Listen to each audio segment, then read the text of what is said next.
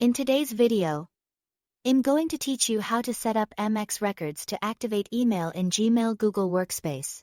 To get started, the first thing you need to do is log in to your domain registrar. This is the company where you originally purchased your domain name.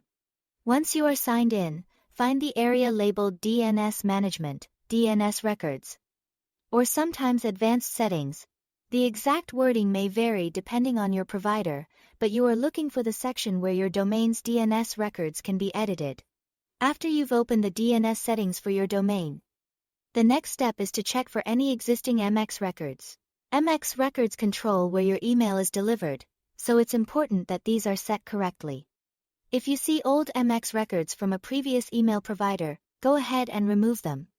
Leaving old records in place can cause mail delivery issues, including failed or misrouted messages. Take a moment here to make sure only the correct records will remain once you are done. Now you are ready to add the new Google Workspace MX record. Create a new record and set the type to MX. For the host or name field, enter the @ symbol, or leave it blank if your registrar uses a blank field for the root domain. In the points to or destination field, enter smtp.google.com. Set the priority to 1. For TTL, enter 3600, or simply use your registrar's default TTL setting if that option is easier.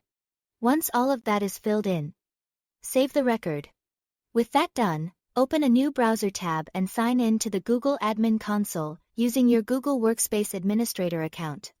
After signing in, go to the menu on the left side, then select Account, then Domains, and open Manage Domains. In that section, find your domain and click Activate Gmail next to it.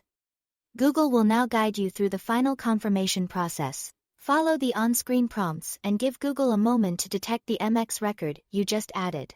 Keep in mind that DNS changes can sometimes take a little time to update, so if verification doesn't happen immediately, wait a bit and try again. That's completely normal. Once Google detects the record successfully, Gmail will be activated for your domain, and your email should begin routing through Google Workspace. That's all to it.